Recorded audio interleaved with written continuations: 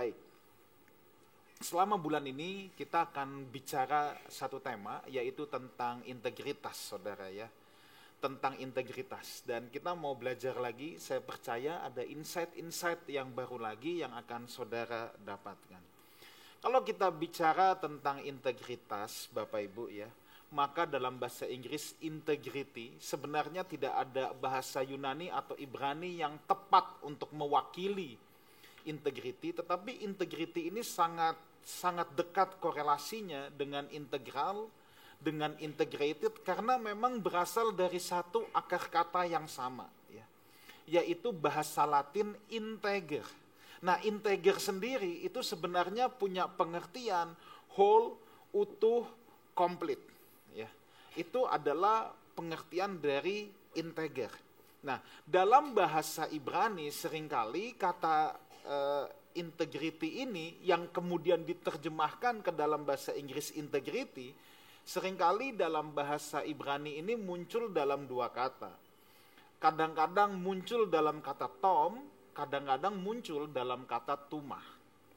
Nah, baik tom ataupun tumah sendiri itu juga punya pengertian whole, complete, full. Ya. Nah, integritas itu sebenarnya bicara tentang kesetiaan seseorang terhadap nilai, terhadap moral, terhadap etika yang dia yakini. Ya, itu integritas, bersifat individu terhadap seseorang, kesetiaannya terhadap nilai-nilai yang dia yakini, moral yang dia percayai, dan etika yang dia yakini. Nah, ketika seseorang setia kepada hal-hal tersebut, maka orang itu disebut berintegritas. Nah, sedangkan kalau integrated atau integrasi itu bicara tentang suatu keadaan utuh atau menyatunya seseorang dengan nilai-nilai yang diyakininya. Jadi karena dia setia, akhirnya nilai-nilai itu menjadi bagian hidupnya. Makanya seringkali kita dengar itu sudah terintegrated, ya. Seringkali juga dikatakan sebagai itu menjadi bagian yang integral dalam hidup kita. Artinya itu sudah ngeblending total, itu sudah menyatu total. Nah, saya akan bagikan dulu, mengawali dengan 4 prinsip integritas. Ya, 4 prinsip integritas. Kita akan mulai prinsip yang pertama. Prinsip integritas yang pertama adalah integritas tidak dapat dibangun dalam satu hari. Ya, dengar begini, integritas tidak dapat dibangun dalam satu hari, tapi harus dibangun setiap hari. Sebab baik dan buruknya hidup kita itu tidak ditentukan dalam satu hari. Baik dan buruknya hidup kita itu harus dibangun setiap hari. Kita mau lihat dulu Injil Matius pasal yang ke-6 ayat 43 dan 44. Saya akan ajak Bapak Ibu Saudara untuk melihat ayat ini dari angle yang lain. Ya. Lukas 6 ayat 43 sampai 44. Pasti Bapak Ibu sudah sering untuk membaca ayat ini, karena tidak ada pohon yang baik yang menghasilkan buah yang tidak baik, dan juga tidak ada pohon yang tidak baik yang menghasilkan buah yang baik. Sebab setiap pohon dikenal dari buahnya. Kita pasti sudah hafal dengan ayat ini, kita sering baca tentang ayat ini, dan kita sering menyebutkan prinsip ini. Setiap pohon dikenal pada buahnya, karena dari semak duri orang tidak memetik buah ara, dan dari duri-duri tidak memetik buah anggur. Mungkin saudara tanya, apa hubungannya dengan integritas, Pastor? Oke, tadi saya katakan integritas tidak dibangun dalam sehari. Di sini dikatakan setiap pohon dikenal dari buahnya. Tidak ada pohon tidak ada pohon yang baik yang menghasilkan buah yang tidak baik. Dengan kata lain begini, kalau mau menghasilkan buah yang baik, itu perlu pohon yang baik. Menghasilkan buah yang baik itu bukan proses satu hari. Menghasilkan sebuah buah yang baik, itu harus mengusahakan pohon yang baik setiap hari. Itu yang saya mau sampaikan. Untuk sebuah pohon menjadi baik, itu tidak terjadi dalam sekejap. Kita perlu mengusahakannya, perlu kasih asupan yang cukup, perlu kasih pupuk yang cukup, perlu kasih sinar matahari yang cukup, perlu air yang cukup, perlu tanah yang cukup baik. Semua hal itu diperlukan. untuk menghasilkan sebuah buah yang baik. Nah, sama halnya dengan integritas, itu tidak cukup dalam satu hari. Kita perlu komunitas yang sehat, kita perlu jam doa yang baik, kita perlu hubungan dengan sesama yang baik. Ini harus dipupuk setiap hari.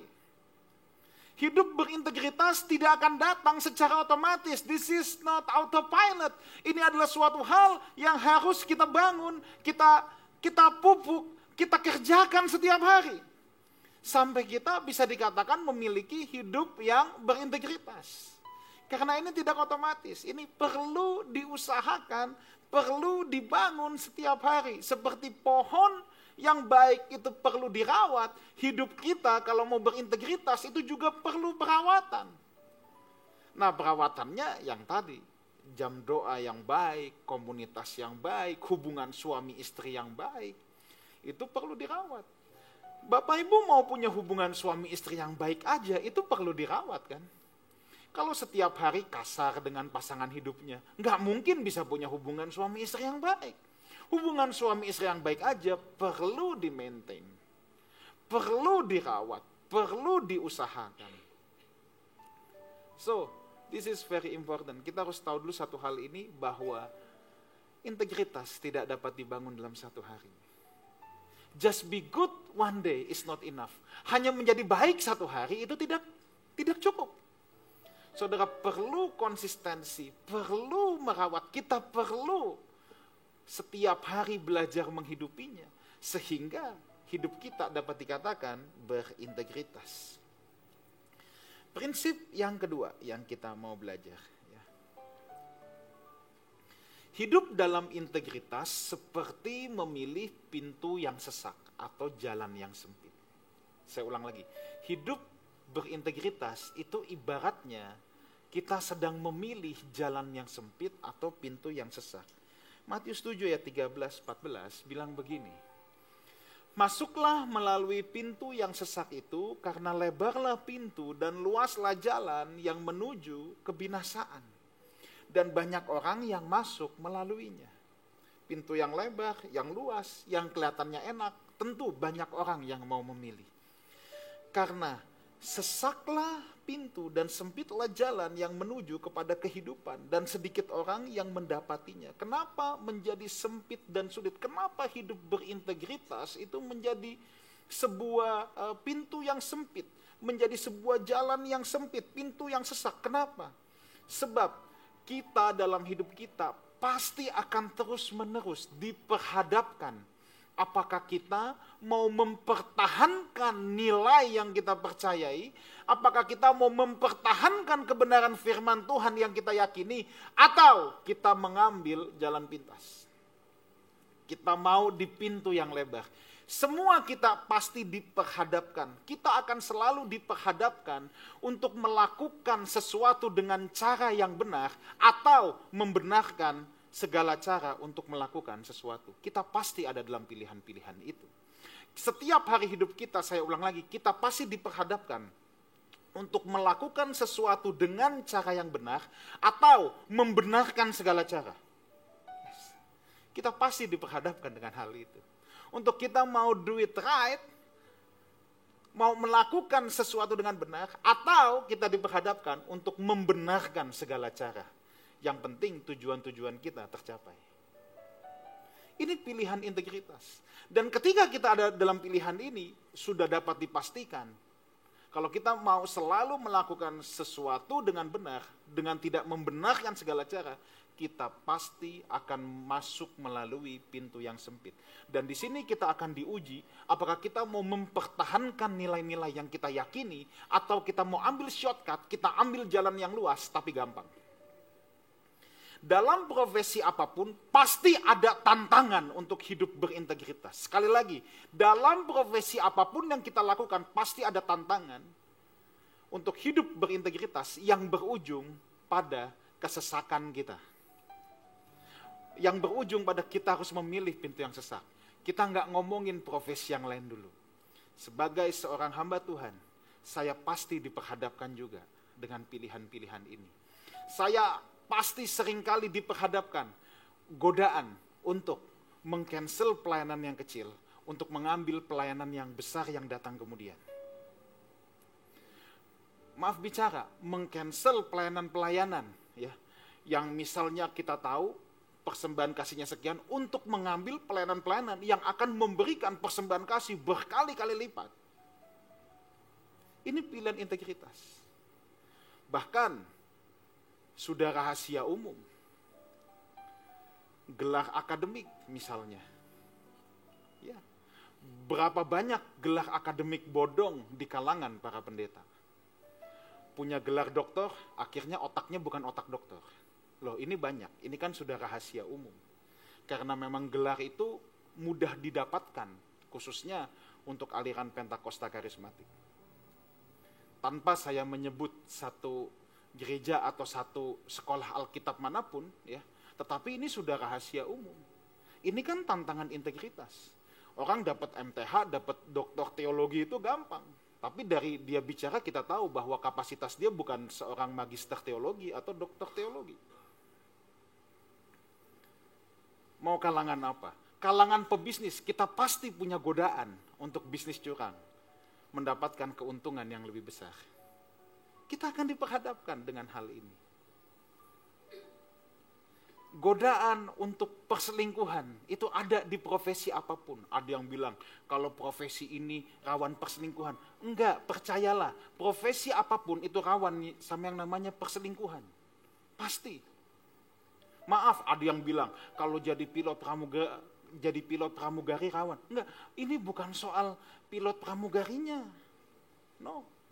Entar yang dokter bilang kalau di profesi dokter rawan. Enggak, percayalah, this is not about the profession. Apapun itu punya godaan yang namanya untuk berselingkuh. Mau rohaniwan pun punya godaan untuk itu. Tetapi ujungnya kita akan ditantang untuk mempertahankan nilai yang kita yakini atau tidak. Mau profesi apapun, misalnya di kalangan atlet, mau atlet apapun, kita tahu atlet itu harus berkompetisi sejak muda. Dan biasa kalau masih muda itu atau masih kecil itu yang diperlombakan per kategori usia. Kemudian mencolong usia itu akan menjadi tantangan. Berapa banyak yang kemudian mencuri usianya sudah tua dikecilin supaya dia fight dengan anak-anak yang lebih muda, kemudian dapat juara, lalu punya karpet merah dan kelihatan juara terus. Godaan untuk hidup dalam integritas, untuk tetap hidup dalam integritas itu ada di semua profesi. Dan itu pasti akan selalu menjadi jalan yang sesak. Tetapi luar biasanya ayat yang ke-14, karena sesaklah pintu dan sempitlah jalan yang menuju kepada kehidupan. Untuk hidup bertahan dalam integritas itu adalah kunci untuk menuju jalan kehidupan. Memang sesak, memang gak enak, tapi sejatinya itu adalah kunci untuk menuju hidup yang sebenarnya, kata Alkitab. Prinsip yang ketiga, hidup dalam integritas adalah hidup dalam ketulusan. Tadi saya katakan kata yang sering digunakan dalam terjemahan Tom dan Tumah. Tom dan Tumah ini seringkali juga diterjemahkan ke dalam bahasa Indonesia atau dalam konteks itu adalah ketulusan. Jadi kalau Bapak Ibu menemukan kata tulus hati, ketulusan dalam perjanjian lama, seringkali itu berasal dari kata tom atau tumah yang sebenarnya juga punya pengertian complete, whole, utuh. Nah, di sini yang harus kita belajar adalah, dengar baik ini, integrity is not perfection. Integritas itu bukan kesempurnaan. Banyak orang yang mix up di sini. Dia pikir kalau dia bikin salah, oh berarti aku tidak berintegritas. No, integritas itu beda dengan kesempurnaan. Kalau integrity adalah perfection, maka tidak ada seorang pun yang berintegritas. Karena tidak ada seorang pun yang sempurna. Ya kan? Integritas itu bukan kesempurnaan. Ini dua hal yang beda.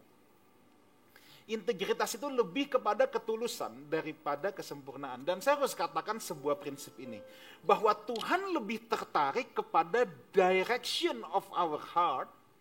Tuhan lebih tertarik kepada direksi arah hati kita, motivasi hati kita, daripada perbuatan itu sendiri yang kita lakukan.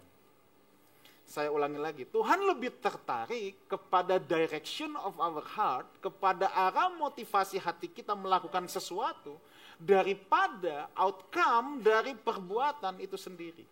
Makanya ada satu contoh di Alkitab yang luar biasa, yang saya udah sering buka ini, tapi tidak ada salahnya untuk kita buka lagi.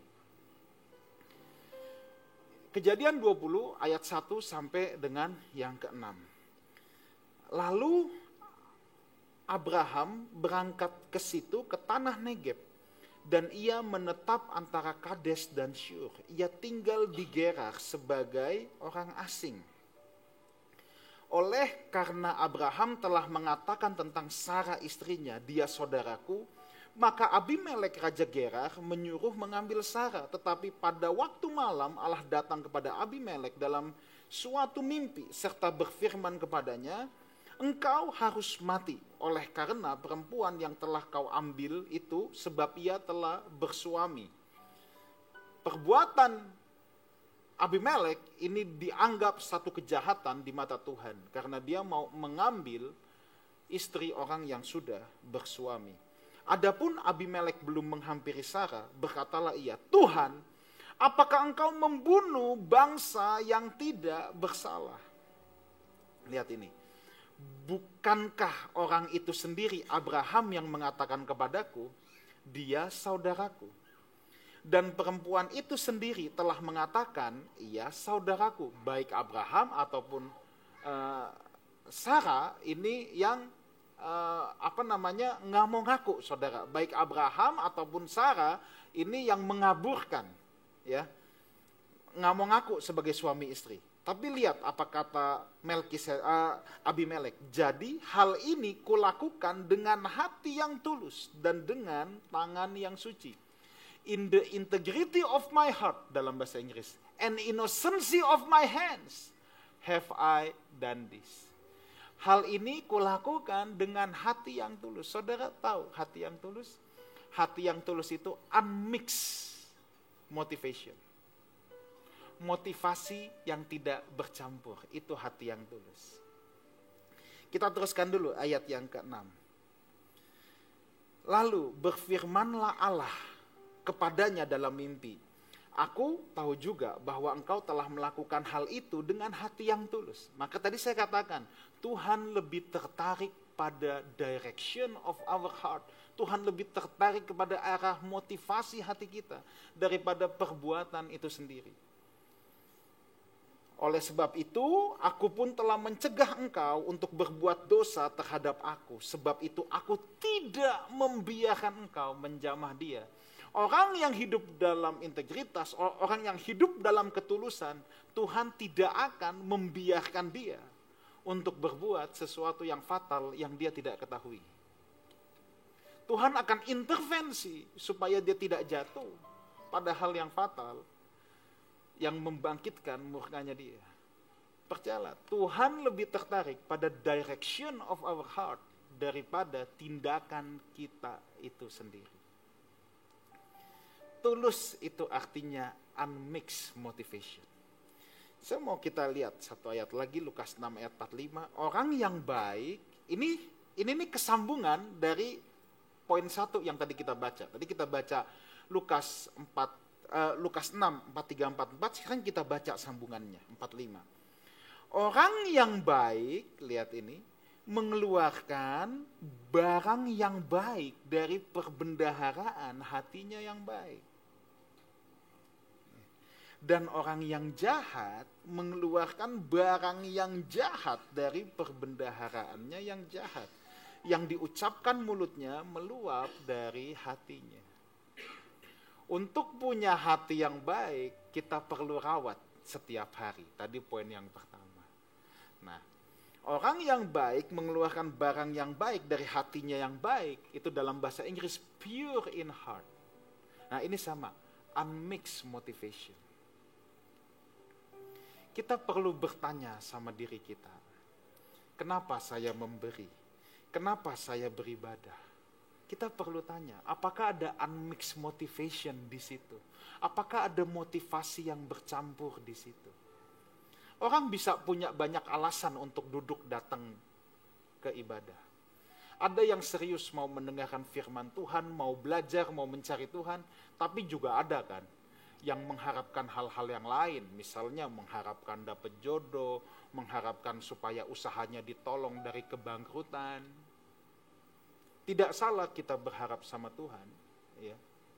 Tapi kita perlu bertanya, sebenarnya kita tuh mau ngapain sih? Kita tuh mau ngapain? Mendapat pujian tidak salah, tapi kalau kita mencari pujian itu jadi masalah. Nah ini kan masalah motivasi. Ada orang muji saudara yang gak ada salahnya dengan itu. Tapi ketika kita melakukan sesuatu dengan intensi kita mau dapat pujian, nah itu direction of our heart bermain di situ. Pure in heart adalah unmixed motivation. Kita harus pastikan kita punya arah hati kita yang lurus. Jangan dicampur-campur, jangan dicampur-campur. Maka kita perlu terus bertanya tentang ini. Prinsip yang keempat, yang terakhir. Integritas adalah keutuhan. Dari tadi udah dikatakan tuma itu whole, complete. Nah ini yang kita harus tahu. Hidup kita itu bukan pizza yang dibagi-bagi. Coba lihat gambarnya. Nah, lawannya integrasi itu segregasi. Ada orang yang melakukan segregasi terhadap hidupnya. Di rumah dia begini, di kantor dia begini, di gereja dia begini, di pergaulan dia begini. Makanya dia capek. Karena dia harus memerankan banyak peran. Makanya lawan dari integrasi adalah segregasi. Capek. Orang yang melakukan segregasi akan sangat mudah jatuh kepada kemunafikan atau hipokrit. Pasti. Karena dia harus punya banyak peran. Oh, aku sekarang lagi berperan di gereja. Nanti sampai di kantor, aku berperan di kantor. Ini dua peran yang beda. Sampai di rumah perannya beda lagi. Jadi capek hidupnya. Tapi kalau berintegritas, whole, complete, utuh. Dimanapun ya sama, me. Satu aja. You get what you see. Jadi hidupnya tanpa beban, saudara. Kalau segregasi pasti banyak beban.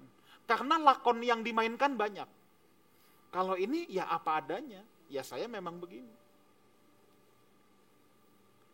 Itulah sebabnya integritas memang adalah keutuhan. Kita nggak capek. Kita memperlakukan semua orang sama. Kita ketemu orang biasa sama. Ketemu orang yang terhormat juga perlakuan kita sama. Kita nggak perlu jadi sosok yang lain. Kalau ketemu orang yang terhormat lebih kita sanjung-sanjung. Ketemu yang kurang terhormat kita mesti peran yang lain. Enggak, kita tuh jadi capek kalau hidup kita seperti itu. Karena setiap konteks kita harus punya banyak peran, jadi capek. Tapi harusnya, ya kita bangun apa yang di dalam. Ketemu siapapun, memperlakukan siapapun, ya sama aja. Kuncinya supaya kita bisa utuh dan tulus, ini penting. Karena dari tadi saya hanya bahas prinsip, tapi sekarang saya mau bahas ke dalam kuncinya. Matius 5 ayat yang ke-8 bilang begini, berbahagialah orang yang suci hatinya karena mereka akan melihat Allah. Kata suci di sini, kataros, itu pure, clean, clear, bersih, jelas, murni. Orang yang punya murni hati, unmixed motivation, orang yang punya sebuah ketulusan, dikatakan akan melihat Allah. Itu bukan melihat Allah dengan mata fisik, bukan. Dia bisa melihat pekerjaan tangan Tuhan, dia bisa melihat tuntunan tangan Tuhan, dia bisa melihat perbuatan-perbuatan Tuhan dalam hidupnya, sekalipun dalam pencobaan, dalam lembah kekelaman, dalam situasi yang paling sulit sekalipun. Tapi dia akan dengan mudah melihat kemana gerak langkah Tuhan yang menyertai dia. Tapi dikatakan itu perlu punya kemurnian hati. Nah, saya mau kasih kuncinya. Ini kan orang yang tulus ya, Ini kan dengan kata lain orang yang tulus hatinya akan melihat Allah. Nah, tapi gimana supaya kita tulus? Ini kan yang susah. Nah, saya mencoba merenungkan, saya tarik ke paling akarnya. Ya, untuk tulus. Rupanya saya berhadapan dengan satu kata gini. Satu kunci memiliki hati yang bersih di hadapan Tuhan adalah dengan ini. Kontemplasi. Kontemplasi. Hidup dalam perenungan. Amsal 21 ayat yang kedua berkata demikian. Kenapa sih kita perlu berkontemplasi? Coba kita lihat. Setiap jalan orang adalah lurus menurut pandangannya sendiri, tetapi Tuhanlah yang menguji hati. Semua kita dalam sekilas melihat keputusan yang kita bikin, itu lurus. Saudara pernah lihat orang yang bertikai? Pasti mereka akan merasa pendapatnya benar, pasti kan? Sebab memang begitu, setiap orang menilai jalannya sendiri lurus. Tapi ayat itu tidak stop sampai di situ. Tuhan yang menguji hati. Dan untuk kita tahu ketika Tuhan menguji hati kita adalah dengan kontemplasi. Kalau kita tidak pernah kontemplasi, kita tidak tahu. Bahkan kita tidak berikan kesempatan untuk Tuhan menguji hati kita dan bicara sama kita. Itu sebabnya Daud itu bukan orang sempurna, saudara. Tadi saya katakan ketulusan itu bukan apa kesempurnaan. Daud bukan orang sempurna. Soal dosa dia tidak kalah lah dosanya. Soal bajingan tidak kalah dia bajingannya. Tapi kenapa Alkitab selalu katakan David is a man of after the God heart. Dia adalah seorang yang selalu ada di hati Tuhan, yang berkenan di hadapan Tuhan. Lihat doanya Daud ini. Dan ini dia hidupi. Dia bisa salah, tapi lihat. Selidikilah aku ya Allah, kenalah hatiku. Ini nih kontemplasi ini. Ini nih orang yang berkontemplasi baru bisa bicara begini. Kenalah hatiku, ujilah aku, kenalah pikiran-pikiranku. Ayat 24, lihatlah apakah jalanku serong. Kalau tadi semua orang melihat jalannya sendiri lurus. Tapi orang yang berkontemplasi akan tanya sama Tuhan, apakah jalanku serong? Kalau kita tidak pernah berkontemplasi, kita tidak tahu kalau jalan kita sedang serong. Karena kita tidak pernah memperkarakan ini. Kita pikir kita lurus. Tapi orang yang berkontemplasi akan selalu menanyakan ini sama Tuhan. Adakah jalan hidupku serong? Sebab kalau kita tidak bertanya ini, kita akan selalu merasa jalan kita lurus. Ini yang paling berbahaya. Dan tuntunlah aku di jalan yang kekal. Saya mau masuk kepada satu ini. Kenapa kontemplasi begitu penting? Apa sih sebenarnya yang dikerjakan ketika kontemplasi? Rupanya kontemplasi itu sangat bertalian erat dengan belief system kita. Kontemplasi itu sangat bertalian erat dengan belief system kita. Saudara tahu belief system? Nah, coba mana gambarnya? Belief system itu akan menghasilkan mindset dan dari situ akan menghasilkan yang namanya attitude. Dari attitude akan menghasilkan habits, dari habits akan menghasilkan karakter. Nah, setiap orang berkontemplasi, dia sedang berurusan dengan belief systemnya.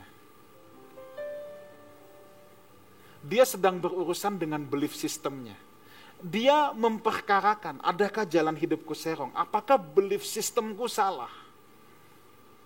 Nah, iblis, ingat, iblis selalu yang paling diincar itu pikiran. Dan iblis selalu ibaratnya itu kayak menimpukan asap ke pikiran-pikiran kita supaya pikiran kita jadi keruh. Coba gambar yang sebelumnya. Rasul yang setiap hari berjalan dengan Yesus, yang adalah kepala dari 12 rasul, Rasul Petrus, satu kali pun dia pernah dihardik oleh Tuhan Yesus.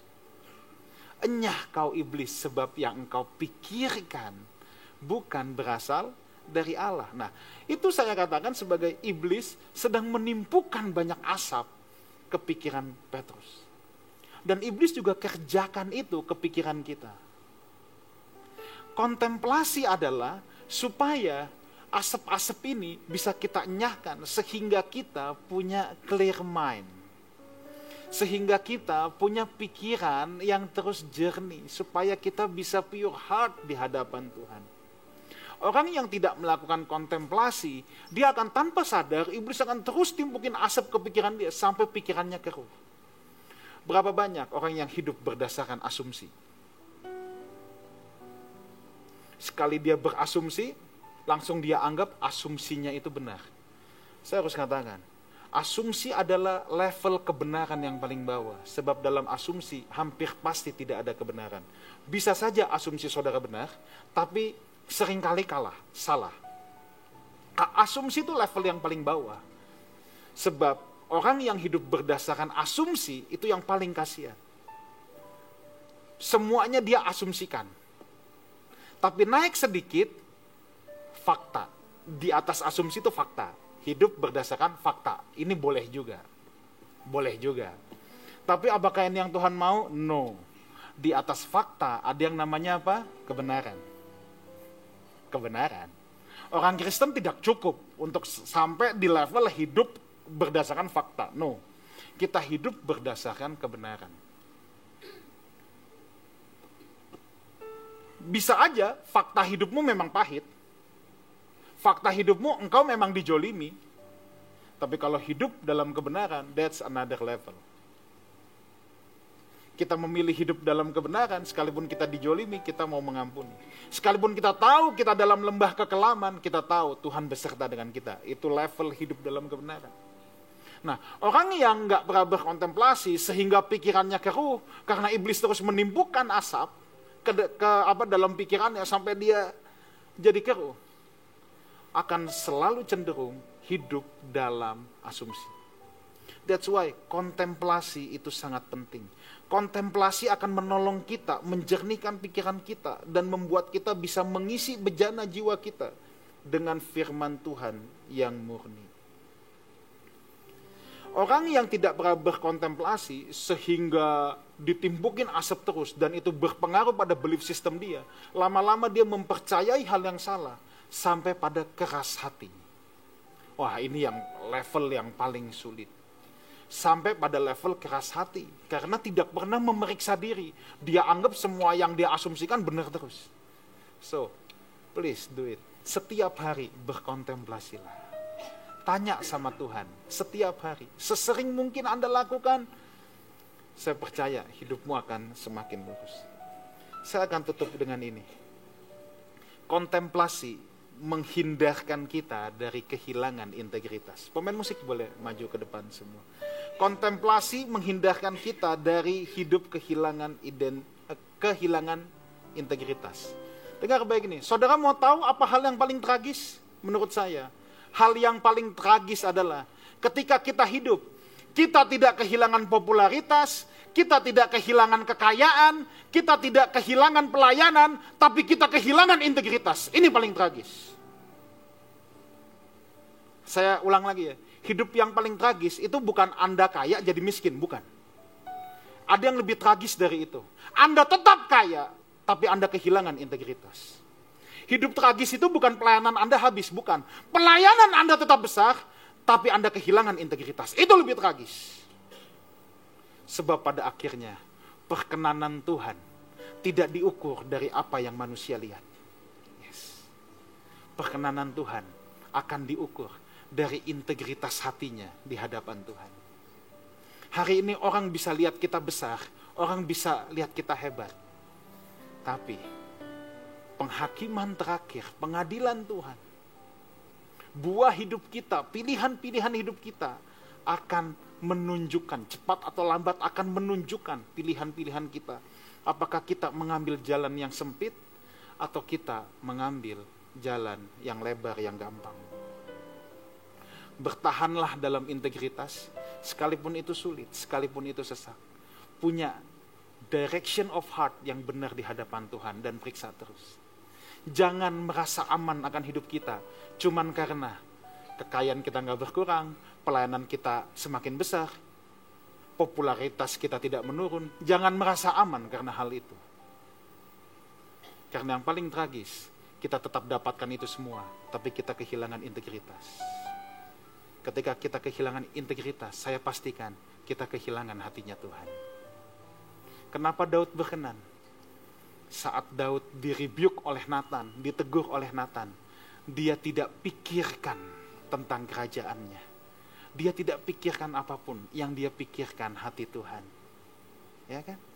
Maka Daud kagak pernah bilang di saat-saat dia dikonfrontasi hebat oleh Nathan, Daud tidak bilang, Tuhan, ampun Tuhan.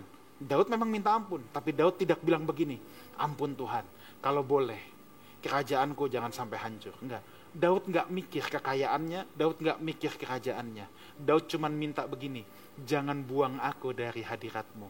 Sebab Daud ngelihat dengan mata kepala sendiri bagaimana Saul, raja yang diurapi Tuhan, tapi roh Allah meninggalkan dia.